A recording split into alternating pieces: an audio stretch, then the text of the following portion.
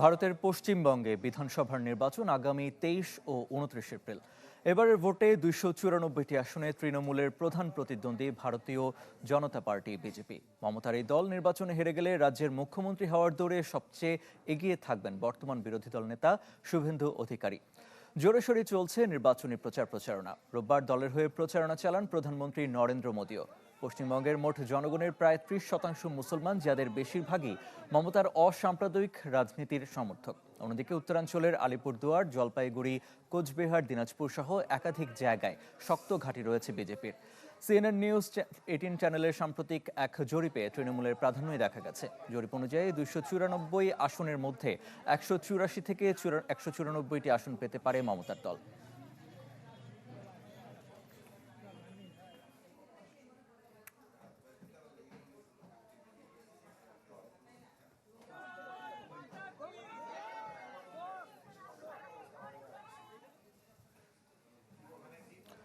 দর্শক, বিধানসভা নির্বাচনের আরো খবর জানাতে যুক্ত হচ্ছেন সহকর্মী শুভজিৎ পুত্তুন্ডু। শুভজিৎ, বিধানসভা নির্বাচন ঘিরে প্রস্তুতি কেমন দেখছেন এবং এবার কোন দল আসলে জয় পেতে পারে ভোটে? আরফিন, বাংলাদেশ থেকে প্রচুর মানুষ ফোন করছে, বারবার তারা জানতে চাইছে কোন দল জিততে পারে, এবং এখানকার মানুষের যাদের আমরা রিয়াকশন নিচ্ছি যে তাদের কি মনে হচ্ছে কোন দল জিততে পারে, প্রত্যেকে কিন্তু একটা কথা বলছে যে আপনাদের কি মনে হচ্ছে। কারণ সবার এবার একটা প্রেডিকশন হচ্ছে যে এবার হয়তো বদল হলেও আসতে পারে, পরিবর্তনের হাওয়া হয়তো পশ্চিমবঙ্গে এবার লাগতে পারে। 2011 সালের পর প্রথমবার পশ্চিমবঙ্গে এমন কোনো সময়, অর্থাৎ 15 বছরে প্রথমবারের মতো মনে হচ্ছে মমতা ব্যানার্জি নিজের চ্যালেঞ্জের মুখে পড়তে পারে, এবং একেবারে নিজের ঘর ভবানীপুর, সেই ভবানীপুরেও কিন্তু মমতা বন্দ্যোপাধ্যায় বেশ চ্যালেঞ্জের মুখে পড়তে পারে।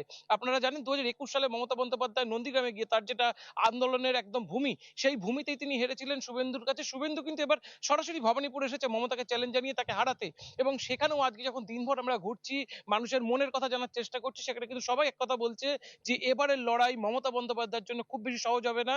নিজের গড়েই চ্যালেঞ্জের মুখে পড়েছে মমতা, এবং এই ছবিটা কিন্তু শুধুমাত্র ভবানীপুরে নয়, এই ছবিটা গোটা পশ্চিমবাংলার। এখনো পর্যন্ত প্রাথমিক যে জরিপ, সেই জরিপগুলোতে আপনি যদি দেখেন, সর্বত্রই কিন্তু মমতা বন্দ্যোপাধ্যায়ের দলের আসন অনেকটা কমছে, কিন্তু মমতা বন্দ্যোপাধ্যায় দল সরকার গড়বে এমন একটা প্রেডিকশন কিন্তু তৈরি করা হচ্ছে। কিন্তু যদি একেবারে নায়াসিনামাইড ও স্যালিসাইলিক সমৃদ্ধ লিলি ফেস ওয়াশ যা ফেসের ডেড স্কিন সেল দূর করে দেয় দ্বিগুণ ফাস্টার ব্রাইটেনিং। গ্রাস রুটে এই মুহূর্তে নেমে আসা যায়, যেখানে প্রাথমিক জরিপগুলোর রিপোর্ট বলা হচ্ছে, প্রাথমিক জরিপের পরে ফাইনাল জরিপ যদি দেখেন, সেখানে কিন্তু অনেকটাই বলা হচ্ছে মমতা বন্দ্যোপাধ্যায়ের দল চ্যালেঞ্জের মুখে পড়বে, এবং বিজেপি 120 প্লাস চলে যেতে পারে। এখানে কিন্তু একটা কথা বলার, বিজেপি যদি 120 প্লাস চলে যায়, সেক্ষেত্রে কিন্তু ঘোড়া কেনা বেচার যে অঙ্ক, সেটা কিন্তু শুরু হবে। পশ্চিমবঙ্গের রাজনীতি দোদুল্যমান পরিস্থিতির মধ্যে পড়বে, অর্থাৎ পশ্চিমবঙ্গের রাজনীতি আগামী 5 বছর যে খুব বেশি স্মুথ কোনো সরকার চালাতে পারবে না, সেটা কিন্তু একেবারে পরিষ্কার হয়ে যাবে, এবং বিজেপি সরকার গড়ার দিকেও কিন্তু একটা স্টেপ এগিয়ে যেতে পারে।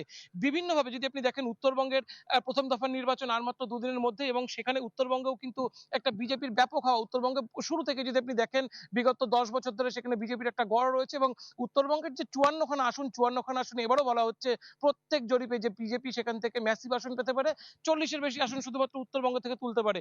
এবং দক্ষিণবঙ্গের মধ্যে যেটা রাঢ়ভূম বলা হয়, বাঁকুড়া, বীরভূম, পুরুলিয়া, এইসব আসন থেকেও কিন্তু বিজেপি এবার অন্যান্য বারের থেকে বেশ ভালো ফল করতে পারে। মূলত নির্ভর করছে দক্ষিণবঙ্গের আসনগুলোর উপরে। এই দক্ষিণবঙ্গের আসনের মধ্যে আবার হাওড়া, হুগলি, উত্তর 24 পরগনা এবং দক্ষিণ 24 পরগনা, যেখানে সব থেকে বেশি আসন এবং তৃণমূলের গড় বলে পরিচিত। এখানে যদি তৃণমূল কোনোভাবে খারাপ ফল করে, সেক্ষেত্রে তৃণমূলের বিদায় একেবারেই আসন্ন, এবং এই জায়গাটাই কিন্তু তৃণমূলকে নতুন করে পরীক্ষা দিতে হবে। সুন্দরবন থেকে একেবারে কলকাতার একদম শহর পর্যন্ত প্রত্যেক জায়গায় তৃণমূলকে এবার চ্যালেঞ্জের মুখে পড়বে। কেন এতদিন বিজেপি লড়াই করেছে, কিন্তু বিজেপির কিন্তু সেইভাবে সাংগঠনিক শক্তিশালী যে শক্তি, সেই শক্তি ছিল না। প্রত্যেক বুথে বসানোর মতো তাদের এজেন্ট ছিল না। ভোটারদের নিরাপত্তা দেওয়ার মতো তাদের যে সাংগঠনিক জোর, সেটা ছিল না। কিন্তু সময়ের সাথে সাথে বিজেপির কিন্তু এই প্রত্যেক দিকগুলোই কিন্তু বিজেপি শক্তিশালী করেছে, এবং বিজেপিকে এখন অত্যন্ত কঠিন প্রতিপক্ষ হিসেবে দেখা হচ্ছে। অমিত শাহ তিনি কিন্তু এই যে হাওয়া, সেই হাওয়াটা আরো জোরদার করতে বিগত 15 দিন ধরে পশ্চিমবঙ্গের মাটিতে এসেই বসে আছেন, এবং নানাভাবে তিনি স্ট্র্যাটেজি সাজাচ্ছেন। পশ্চিমবঙ্গের এই সরকারকে ধাক্কা দিতে বিজেপির তরফ থেকেও কিন্তু কম চেষ্টা করা হচ্ছে না। এখনো পর্যন্ত যদি আপনি দেখেন, প্রায় 600-র কাছাকাছি যে পুলিশ আধিকারিক বা শীর্ষস্থানীয় আইপিএস আইএস যে আধিকারিক রয়েছে, যারা মুখ্যমন্ত্রী মমতা বন্দ্যোপাধ্যায়ের একেবারে চোখ বলে চোখ হিসেবে গোটা পশ্চিমবাংলা জুড়ে নজর রাখে চলেন, তাদের প্রত্যেককে কিন্তু বদল করে দেওয়া হয়েছে এবং সেখানে নতুন নতুন অফিসার অর্থাৎ নির্বাচন কমিশন তাদের সুবিধামতো অফিসার বসাচ্ছে। নির্বাচন কমিশন যে কঠোর সিদ্ধান্ত নিচ্ছে মমতা ব্যানার্জি তার তীব্র বিরোধিতা করছে, তবে নির্বাচন কমিশনের যেহেতু এই মুহূর্তে ক্ষমতা, সেক্ষেত্রে সরকারের কিছুই করার নেই। সব মিলে মমতা বন্দ্যোপাধ্যায় কঠিন চ্যালেঞ্জের মুখে এবং এই চ্যালেঞ্জ ওভারকাম করে প্রথম দফা নির্বাচনে তিনি কতটা বিজেপিকে বেগ দিতে পারে তার উপরে কিন্তু অনেকটা নির্ভর করবে এবং মানুষের মনের কথা জানা যাবে আগামী 4 তারিখ। শুভজিৎ, আপনাকে ধন্যবাদ। দর্শক, সহকর্মী শুভজিৎ প্রতুণ্ড যুক্ত ছিলেন আমাদের সঙ্গে, জানাচ্ছিলেন বিধানসভা নির্বাচনের খবর।